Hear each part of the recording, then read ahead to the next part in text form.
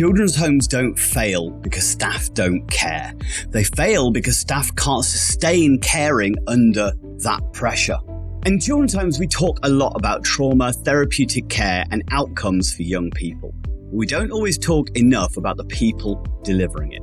A stable, supported team is not a nice to have, it should be the foundation. The misunderstanding that therapeutic care is a technique, it's not. It's a culture built by stable teams who can stay calm and consistent. Today I'm talking with Carmel Saulbrey, owner of 2 therapeutic children's homes and creator of the Kindness Code, a platform designed to make therapeutic kindness a professional standard, not just a personal trait. We're going to be talking about what it takes to build a strong team in a demanding sector, how to make therapeutic care stick, and how you protect the people who are actually doing the protecting.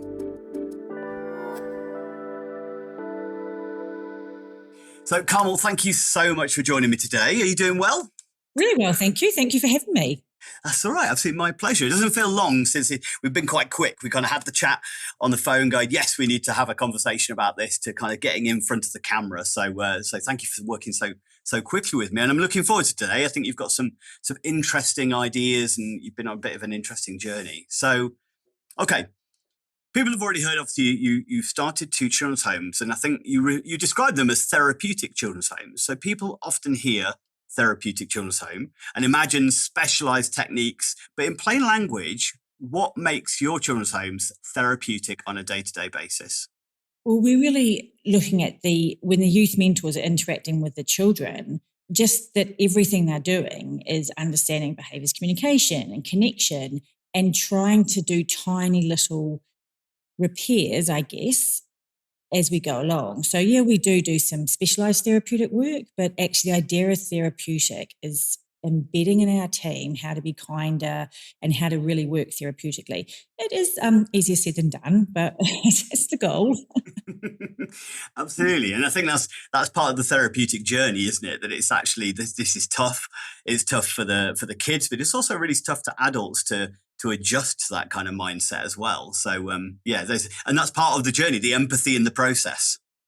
Absolutely. Like I kind of, it is a tough industry, and I've sat in quite a few of the interviews, and there's such beautiful, kind people who come to care, often with their own stuff, and they're coming for a reason, and then they have this wonderful connection with the young people and the children. But then some things go awry, and actually it's not about them, it's about the kids. And I think them understanding that they can be beautiful and kind and wonderful, but the stuff's going to happen no matter what, isn't it? Yes, yeah. And I think the staff find that hard. Like, can't they see I'm trying to be loving towards them and caring for them? So why are they then rejecting me or even attacking me in worst case scenarios? So obviously it's an interesting journey. You've spoken about, stepping into this sector without ever having worked in care before. So what surprised you the most about what the work actually demands of the staff emotionally? Just how exhausting it is, because as I say, I'm a woman in my 50s. I've had quite a lot of life experiences. I've been in lots of situations, but I pop to homes every couple of weeks. I love it. I just have to kind of I come in there all the time. And the number of times I was in the homes and the kids would say something and I think, wow, as someone who I have quite a lot of life experience, I don't know what to say to these kids. I don't know the best way to manage a situation. They were trying me out because they knew I was a big boss and all that kind of thing. And I just kind of thought, well, if I'm struggling, how does a young person, a new youth mentor, which is often coming with their own stuff, how are they going to know how best to respond kindly and calmly and regulate themselves, and just how the situation can be all calm and lovely and it can go heightened from one wrong sentence. And actually being on your guard, not on your guard, I think that sounds quite negative, but being very conscious of what you say has heavy weight constantly is really hard work. I think what you were saying there, or you kind of pulled yourself back from, I think you were like, right, there is an on-guardness, but I think that's not the right word. I compare it, there's lots of jobs that have a similar thing. So like working in retail, where you've constantly got to have the smile on no matter what's going on. That's tiring because you're almost masking for the whole day to keep that customer service there. And a lorry driver, for instance, is on guard for the whole day of driving because they're watching of like hazards and making sure anything coming. And actually care is almost a combination of of those two to a certain extent, of that kind of, I'm okay, even though if I'm not, but also then, but what if, all the way along the kind of road. And I think if you work in retail and you're a bit grumpy, someone doesn't buy a jumper. That's not the end of the world. Like we had a placement end because someone came in and they weren't being unkind, but they didn't say the right thing. And it was probably 2 or 3 sentences, which caused a massive dysregulation.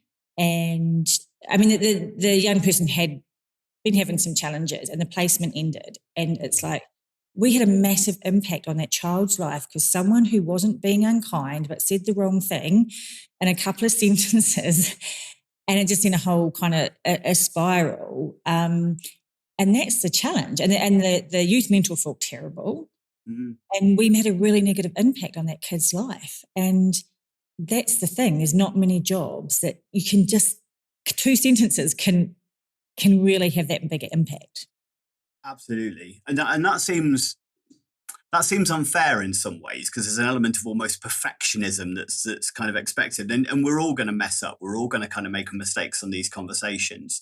But it's that child who's threat sensitive sees that one criticism as that's it. You're done with me now. I'm not engaging with you anymore because you're against me. It damages the therapeutic relationship, and sometimes indefinitely. It's not a case of, they'll get over it after they've had a good night's sleep. It can last for weeks, for months, as far as that's it. That relationship's now breaking down, and it may be impossible to actually reconnect it. Yeah, and so there was no blame on the youth mentor, but they know that can be the impact, or the impact might be self-harm, or it might be violence, or it might just be the kid feeling sad and actually you've done so much work to do good stuff and then it can be broken quite easily. Yeah. I mean, I want to say, but I think there's that idea that you could say something wrong and even when you're being kind and loving and giving your heart and soul to it. Absolutely. I think we can all be guilty of that sometimes. I know that I've sometimes you say something to a partner where you meant it with the very best of intentions and you meant it to be kind and thoughtful, and maybe you thought you were helping in the moment, but actually then they refer to it later going, actually, that hurt my feelings. That made me feel rubbish when you said that. And it's just that we're working, that's amplified when we're putting the trauma lens on it a little bit. So I think, again, being kind to ourselves, or for the staff to be kind to themselves, going, you are going to make mistakes as far as communication is concerned, because we all do. Communication is really hard. We tend to do it because we do it every day. We tend to think it's easy. But it's actually like incredibly intricate. Incredibly we do actually underpin our training with that, saying you're going to get it wrong, because actually we get it wrong every day because we don't know the path that they're walking, and we're not inside their head. So we do make sure we know that they will get it wrong at times, but it's about coming from that good place, isn't it? Yeah, definitely. And I guess too, I've had quite a journey. Like I got involved with the care homes because I really love being an employer and changing people's lives. And this was like, wow, our job is to change children's lives, and I get to change the people who are really kind, wonderful people. And it's kind of what drives me. But actually, it's been changing my life because all the care stuff, connection before correction, behaviour is communication, the calmest person in the room is the safest person.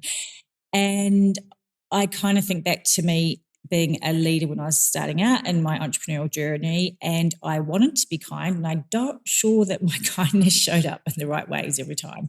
And I'm still not getting it right. But learning about all the stuff in care has been amazing. But the understanding that communication is tough and we're not going to get it right all the time. Yeah. Is that empathy towards ourselves, as we spoke about last time? For anybody out there who uses things like PACE model, I always say it's an attitude, and it isn't one that should only be applied to the children. It should be self-imposed. Playfulness, acceptance, curiosity, and empathy towards myself as much as towards anybody else. So, well, one of the things you mentioned there is like a new understanding towards your staff team and a new empathy towards your staff team. But staff turnover is one of the biggest issues in children's homes. So from your perspective, why do good people leave, and what keeps the best people staying? I was humbled. So I bought the homes, and they were owned by older people who were maybe they couldn't quite kept up with the times around employment and kindness to staff, I think would be probably a fair way of saying it.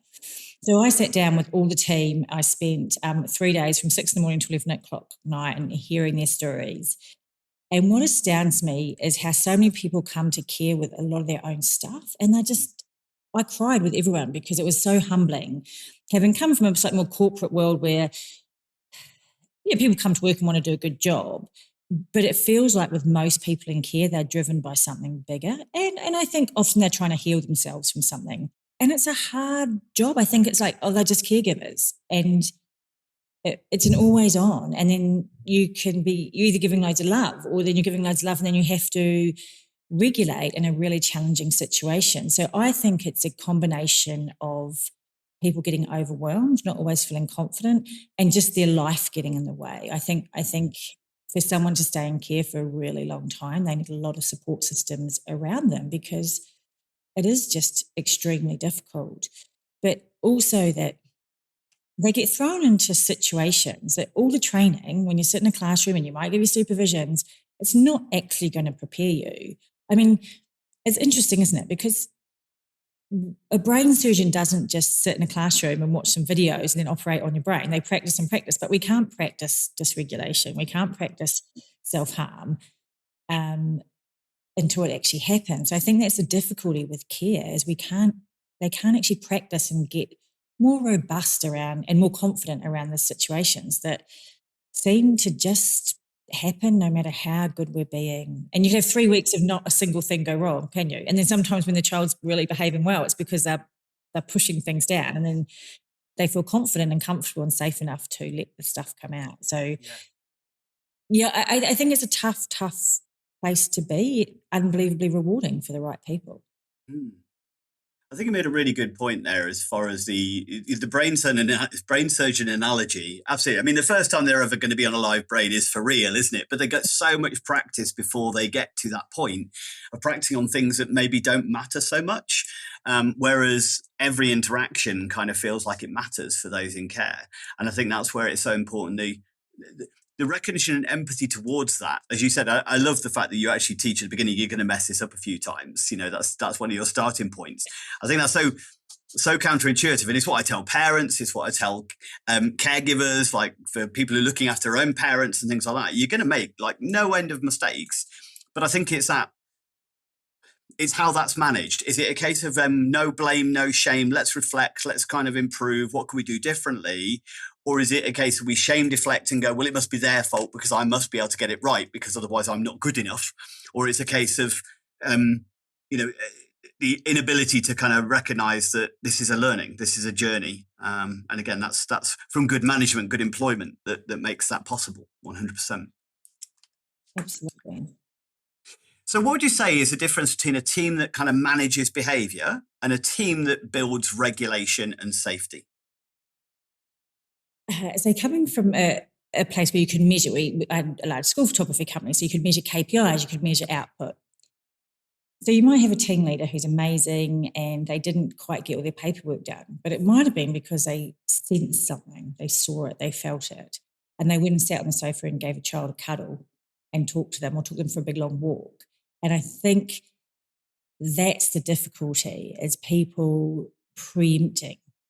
So de-escalation, of course, is super important, but actually we're trying to teach people to walk into the home with a really open heart and see the kindness and also really be very aware of feeling the emotions that the young people are showing us, whether it's excitement or sadness or dysregulation, before they get to a situation where we need to dysregulate.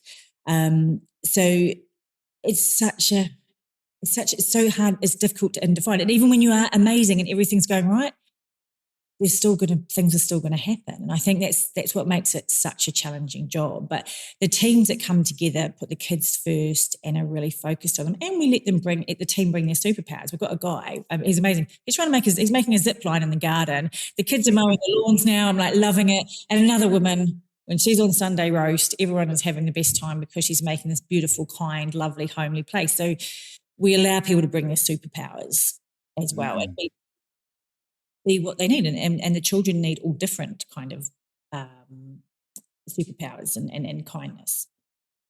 I think that's the benefit, isn't it? You're allowing the staff to bring in elements of homeliness into the environment, but also role modeling key skills, and something that most people might take for granted of cooking a roast dinner is actually something that a lot of kids at all, let alone kids in care, aren't exposed to in the same way as they used to be, as far as, that whether it be one staff member or mum focused on just cooking a roast on a Sunday and that being the sole role, and actually the time and care that it takes to just prepare a meal for a group of people is actually is a sign of love. And I think but it's also a sign of regulation. I find this really therapeutic. I find cooking really beneficial.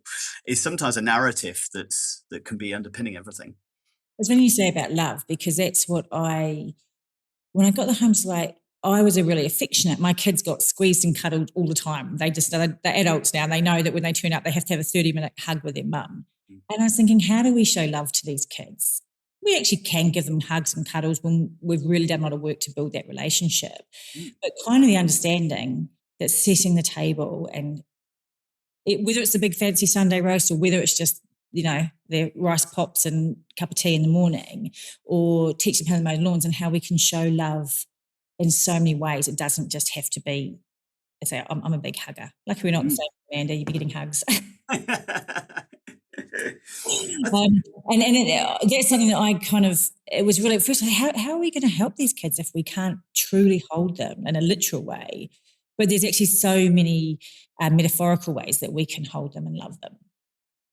I think you mentioned a really easy one, a real simple one that people would take for granted, but just them having a place at the meal table, having a mat and a space that's theirs for them, that this is where you sit, this is where we like you to be, actually gives a huge sense of belonging, inclusion, and that doesn't need to take for granted. It's something that actually has a lot of value to it that, again, might often get missed.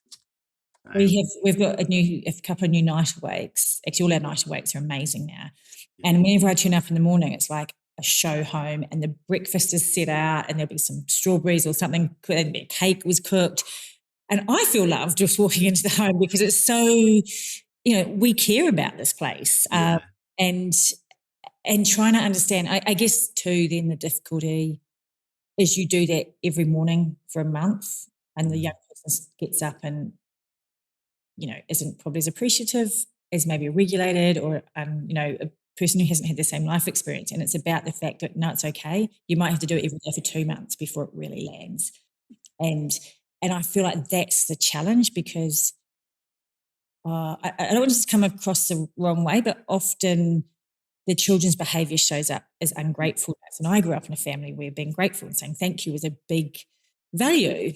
So I know that it doesn't look something in the home's environment, and I'm working through it. But if I was there every day and I'd done the 10-hour shift, I would struggle. So I know that's one of my views, and trying to understand that everyone that works here is going to have their own values that feels like a line was crossed and will make them feel a little bit, what should we just say, prickly, I think. Yes, yeah. Is that gratitude's always a very interesting one. I've done some work around the understanding of the concept of gratitude, because it's one that we do set as kind of criteria, parameters on others, but it's very much a we seeking validation rather than actually something that they need to be showing. Listen to me, Andy, you've done this already. I love it. You make it's like a counselling session for me. And again, this is the journey in care. Yeah, that's it. Yeah.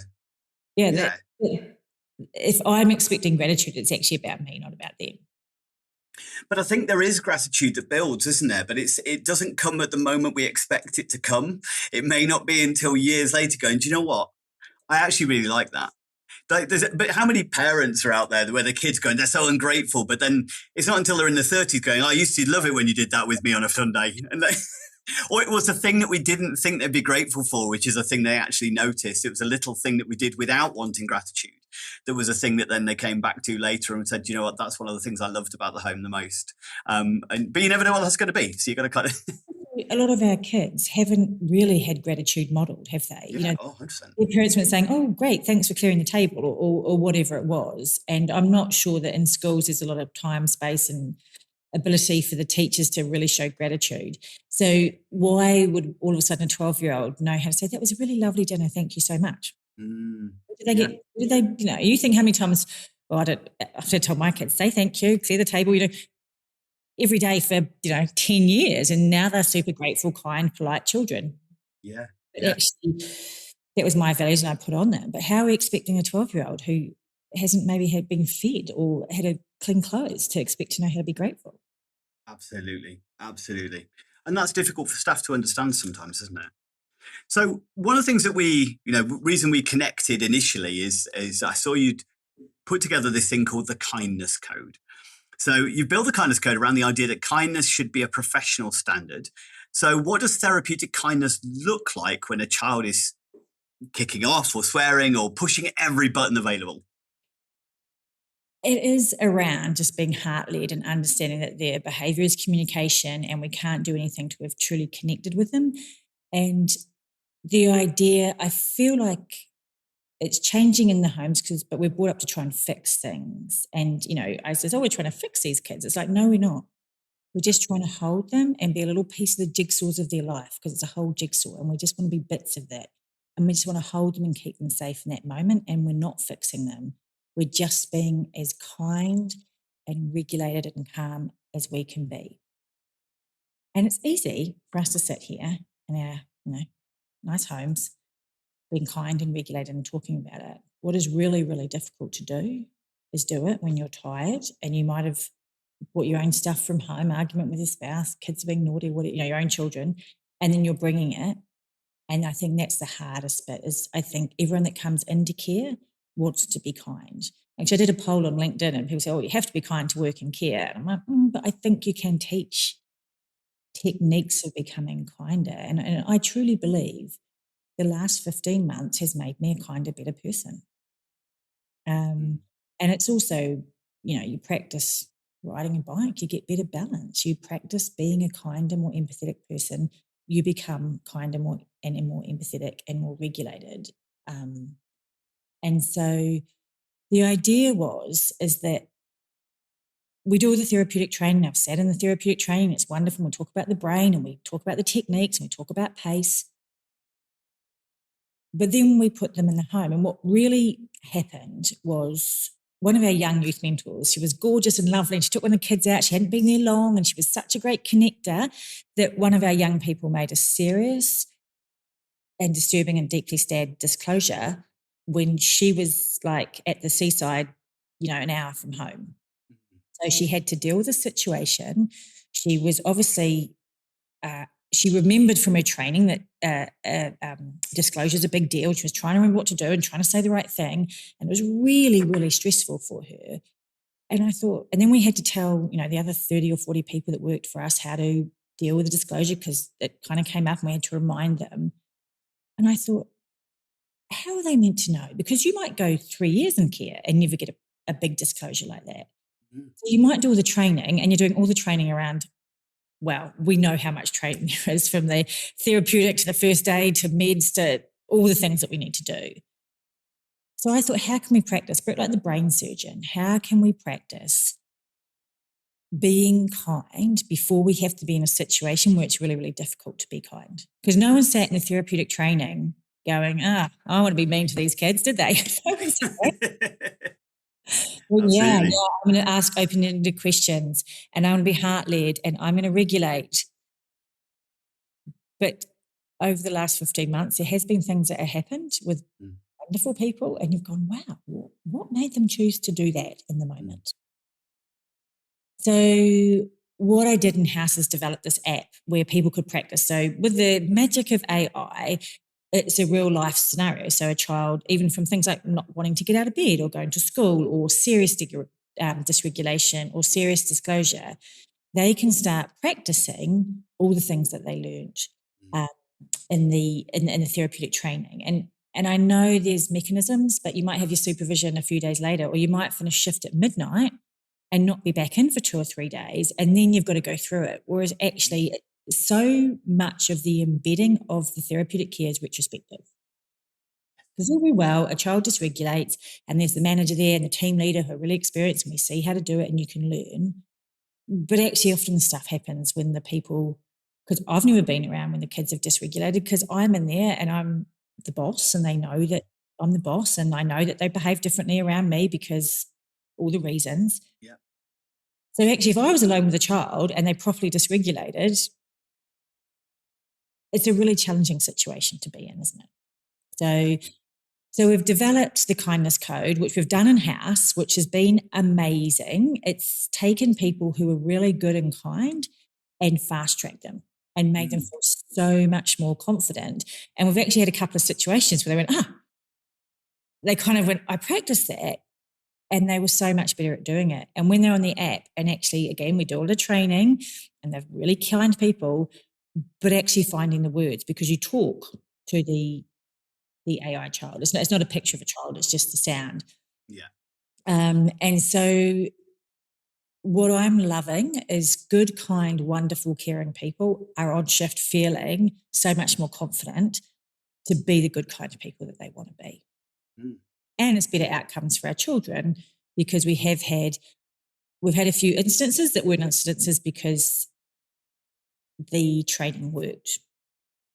Yeah. But that was a long answer. Sorry, Andy, I got on my thing. I'm so excited about it. Have you ever encountered an adult or child's behaviour that has felt difficult, overwhelming, or challenging? Have you sometimes felt at a loss of what to do, or know that you didn't handle it quite right? People are complex and unpredictable, and their behaviour can be like the weather. We've all made the mistake of looking out the window and feeling safe to wear shorts, but 5 minutes later wishing for an umbrella. What if, like a weatherman, you understood how humidity, temperature and pressure all come together to cause the weather, allowing you to better prepare, predict and respond, and prevent ever having a picnic ruined by a thunderstorm ever again?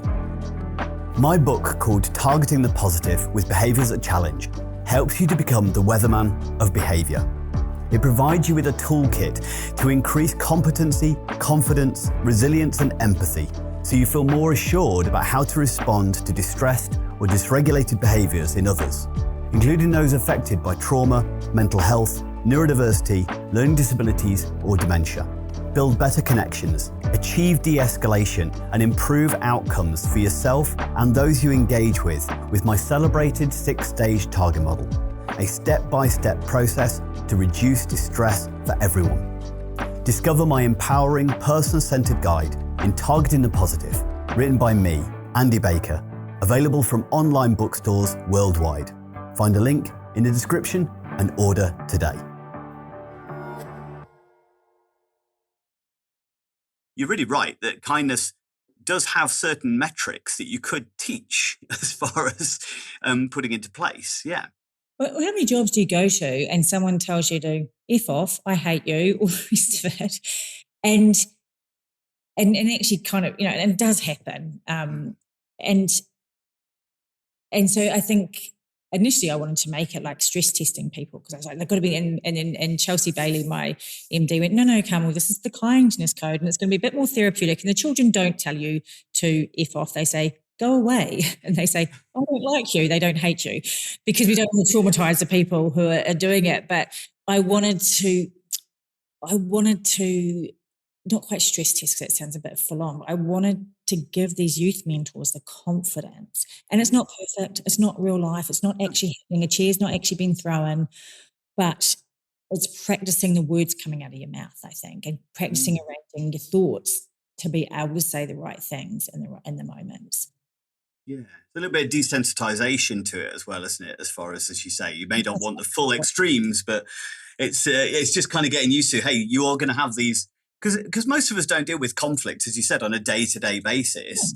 It's small ones, micro conflicts within our own household where somebody's a bit grumpy because I didn't do something or something like that may occur. But to be verbally attacked, or what feels like a verbal attack, that's something that's most of us don't have to deal with day in, day out. No, not at all. And actually, it can be quite confronting. And actually, when your brain all of a sudden goes confronting and you go into your, fight or flight or fear mode, then how are you going to be the person that's bringing the calm? So it's been amazing. Actually, we've got a couple of people who've had experience and are wonderful, wonderful people, but they still need to kind of do their time. Yeah. And we're fast tracking them to team leader, because they could do team leader with their eyes shut. What we don't know is how they'll be a team leader when they're on their own and it's 11 o'clock at night and something's really going on. Yeah. And so, yes, we can't, again, because, you might wait 3 years for a big disclosure. You might, for all the really big stuff. So we need to be able to starting to, one, see if they can do it, two, if they like doing it. But we've got a few kind of fast track team leaders, and we're saying, well, we can condense this because we can actually test you out, give you the confidence, put you in these slightly stressful situations. So, and we both know that good people in care there's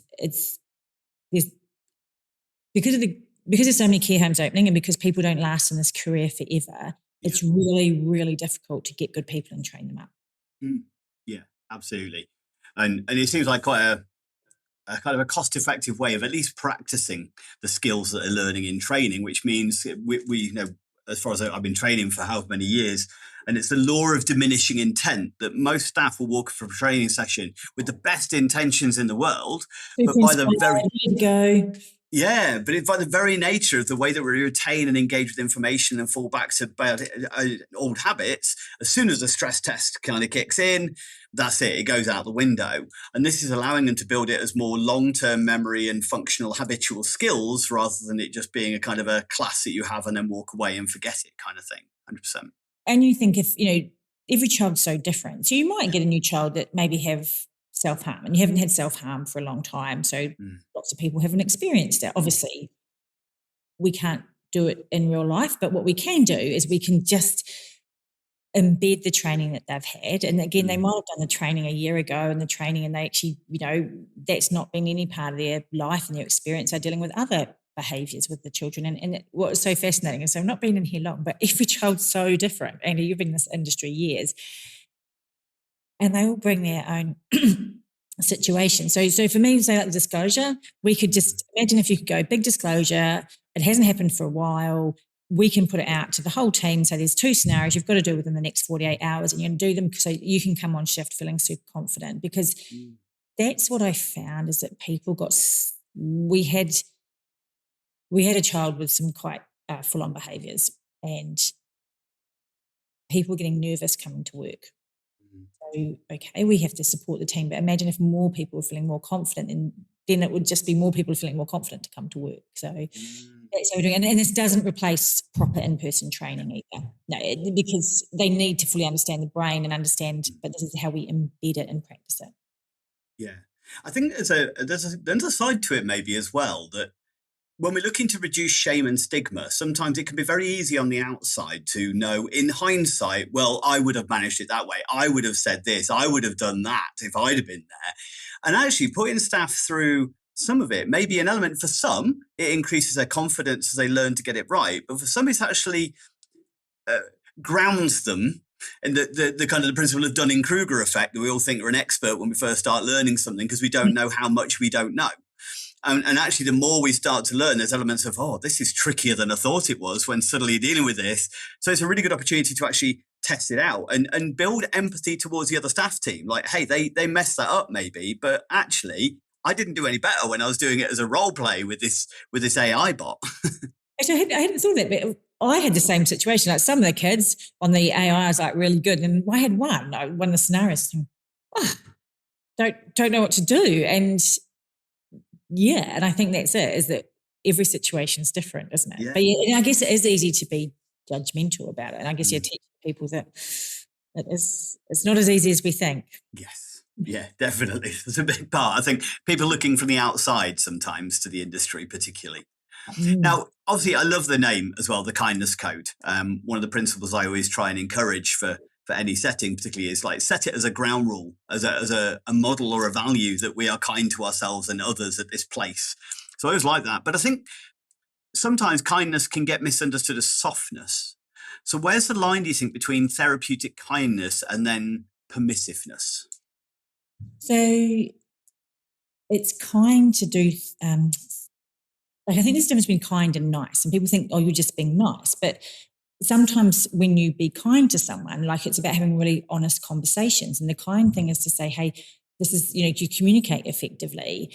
And actually, it's kind to a child. We had recently. Someone had bought chocolate bars, but bought full-size chocolate bars. And one of our young people wanted to have 4 for lunch. And so the youth mentor, who maybe doesn't have my same values on food, um, thought they were being kind by letting this 12-year-old have 3 chocolate bars for lunch. And so the kindness is to hold that barrier and say, hey, child, won't say the name, we really love you and really care for you, and you can have one of these chocolate bars this afternoon after lunch, but actually it's really kind to say it's not okay. And actually the child might have dysregulated and push those boundaries harder. But the kind thing is to feed them well and feed them in a way that's going to grow their brain and make them happier and more regulated and grow. So I think that's just a very simple but a very obvious kind of way how the kind thing is a challenging thing to do. And we need to know that kind is about doing the right thing, not doing the easy thing. Yeah. I think, and that's a difficult line to walk, I think, for anybody. I think as we talk about kindness, we often think about in the moment, and actually in a way there, you're referring to kindness towards themselves in the future as well. Like, okay, well, four chocolate bars right now aren't necessarily going to cause you significant harm, but as a long-term habit, that's not good for your health and good for your well-being, and it's not sustainable and stuff like that. So it's that I do a lot of stuff around empathy towards your future self. I think that's a wonderful concept that actually I'm still practicing and learning all the time. Like I always use the example, it was somebody on a podcast, it kind of got me really thinking about this, which is when I'm driving home, sometimes I go, I need petrol in the car, but I can't be bothered right now. I'm tired. I just want to go home. I'll do it in the morning. But then in the morning, it's an extra chore and I don't want to do it. And it's now a hassle. So now I started going like, be empathic towards your future self. Tomorrow morning, you will thank you better. And I think sometimes I always run on empty on the petrol. I'm going to use that because it always happens. I'll do it in the morning and you're like, I'm running late. And it's you creating your own stuff. That's a really good example. It's really good, isn't it? It's easy to remember for tomorrow morning, but what's harder to remember is for a few years' time, isn't it? Yes, absolutely. And I think that's with, that kindness is kindness to their future selves as well as kindness to the staff's future self, not just about in the moment of being permissive, as you say, getting away with it kind of thing. Well, and also then the child is not going to be in a good place the rest of the day, be hyperactive for a few hours and have a sugar low, and they might eat more junk food before dinner and not eat dinner. So the person that cooked dinner is going to feel less they're grateful, or we're not going to dinner, and then it's going to get the child to bed. And the next day they're going, well, I had 4 chocolate bars for lunch yesterday. So the massive knock-on effect.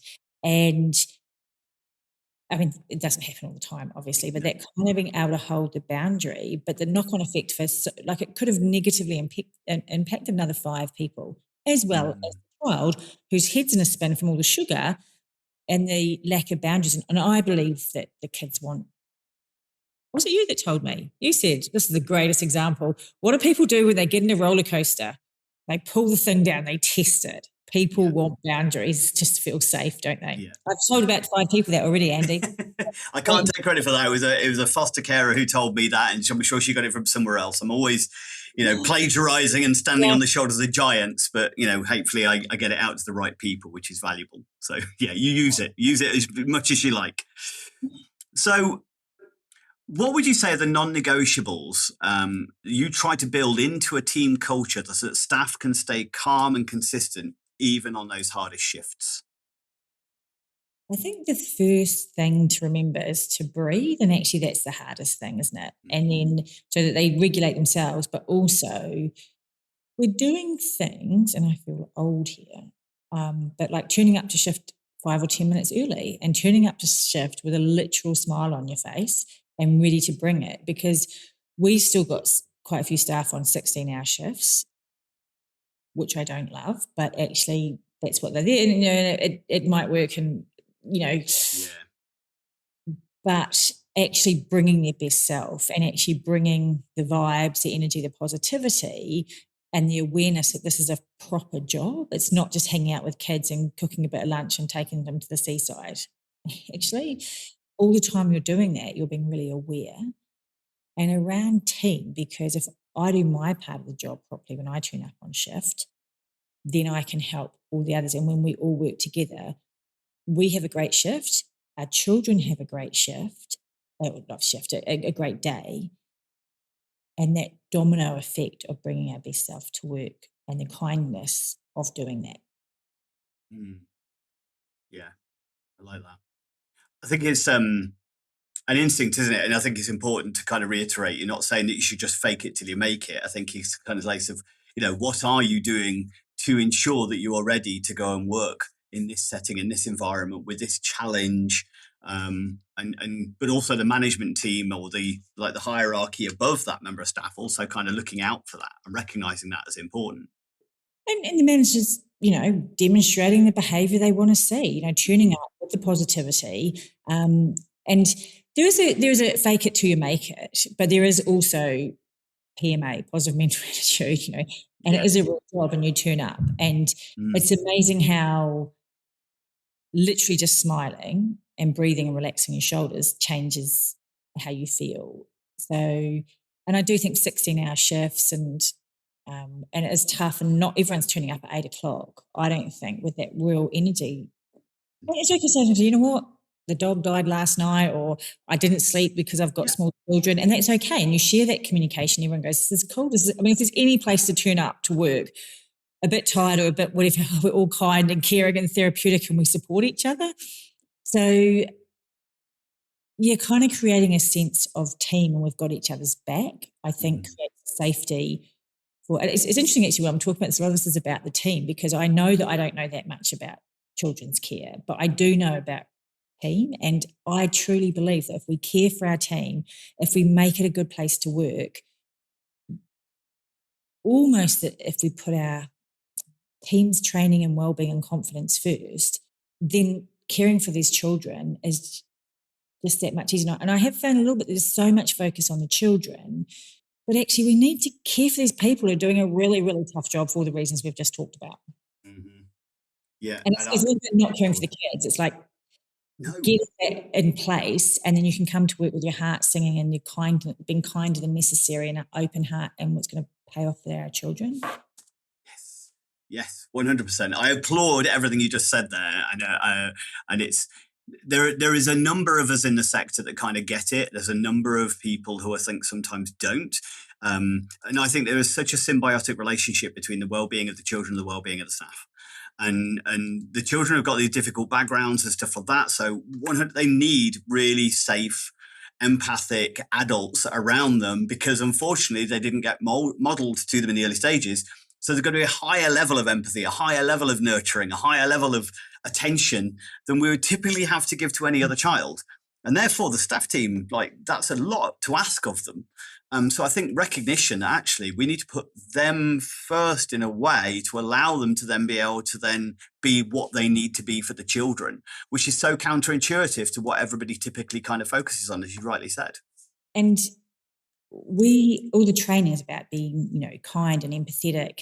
And our kind framework, the D stands for demonstrate the behaviour you want to see. So let's show us being really kind and empathetic to our team as our managers and as the MD and as the owner. Let's say we value you, we care for you, and then that does follow on. And I also think I thought, the way the world's changing with mental health, we're fighting phones and social media and all this attention deficit because people are being pulled in so many different ways. We have to be extra kind and supportive to our team, as well at the same time being kind and holding boundaries that we're kind to the whole team. And so I guess it's also nuanced, isn't it? But it's exciting to see the culture shift that we've had in the last 15 months. But it's still a really, really challenging industry to be in and to work in. So when you've already spoken about the kindness code and this kind of AI system that you've kind of developed, what are your hopes for that moving forwards, whether just in your organization or have you got greater hopes for it? You've got greater hopes for it. So actually, all the AI part of it's working. It's now making sure that all the back end works so that managers can go on and can see how their team's doing. And we're not scoring the scenario completion, although there is hey, you didn't quite get this right. When people do the scenarios, a co-pilot pops up and says, hey, maybe you should try some of these things. And then the team get to kind of rate how they did and how confident they feel. So it's around, the kindness code goes through the whole thing. We're working on getting the level 3 put on there, because we all know that getting the level 3 done is a huge challenge. So a kind of really interactive level 3. We've got some other ideas. That's all in the process. So now we're looking for any registered managers, any care home owners to say, okay, what's this all about? I want to give it a go, because I want a few founding members. We're doing half price trial, because I want all the research. I want to get it super polished, super amazing, so that hopefully we can really help other homes embed their training, fast track people to be the better people and make them far more confident. So it's around kind of rolling it out and hoping what we've experienced in our home that we can share with other care home owners, and actually maybe hopefully eventually foster, because that's another whole world where they don't get supervisions and managers and all the training, and yet they're still doing the most difficult job. So for now, we're looking for anyone who's interested, Carmel at thekindnesscode.co.uk, and we kind of need people with research who can give us really, really firm feedback on what's working, what isn't working. Yeah, definitely. I was thinking, I think you mentioned that you'd be interested to see how it adapts over to fostering, but for an individual who is isolated at home, this is, again, it's another opportunity to use AI to kind of go, okay, well, I had this conversation today. Can we run through this as a scenario? Can we actually look, what should I have said, get some feedback there and then, rather than necessarily having to wait for next supervision or speak to social worker the next day? And that can feel difficult as well, just always having to contact your social worker to say, hey, I think I might have messed up, or maybe I could have done this differently, or whatever. And sometimes just having a chance to practice and stuff would be really beneficial. And we've set it up now so we can create your own scenario. So if there was this stuff always happens. So if there was something that happened, we can create a new scenario that might be bespoke to potentially a foster carer or a care home or a child with certain, a situation that's happened anyway. Yeah. So yeah, really exciting. I didn't think I'd be a SaaS founder, but here we are. I had a great idea and went, this seems like fun, and the AI worked, and now actually rolling it out and making it good. And also understanding that I've read lots of books and I've tried to do loads of learning, but I'm not anywhere near as experienced as you, Andy, although plug for your book. It's like the most loaded book of top tips. Understand that I'm not an expert in this field, but I am a problem solver and an entrepreneur, and I want to, all these kind, beautiful people who work in care make their life better, that can make the children's life better. Absolutely. And I think that's a genuinely wonderful mission. I think the fact that you're doing that within your environment and kind of embedding that into what you do, but also looking to spread that out, is really important. So if you could give one message to every residential support worker who's exhausted but still turning up, what would you want them to hear? What you do is so kind and beautiful. And as someone who came to the industry, it's just humbling to know that there's people out there who you give and give and give, and keep up the good work, because you are changing lives and we need you. Beautiful. Well, Carmel, thank you so much for sharing your quite exciting projects. I'm generally interested, and when I heard about it, I thought there's some scope there. So hopefully me and you are going to chat some more about that anyway. Offline chats going on, Andy. But for anybody out there that would like to find out more, we will include obviously your email address in the show notes and the description as well, so people can find and reach out to you there. So we'll make sure that's included in there. But otherwise, thank you so much for sharing your journey and your new message. Amazing. And thank you for having me. So for anybody out there who's listening and found this useful, whether you are in the care industry, maybe you're a foster parent, maybe you run an agency, or maybe you just like to know more about the work that Carmel and her team are doing, then please reach out or connect with us and like, comment and share. Otherwise, thank you.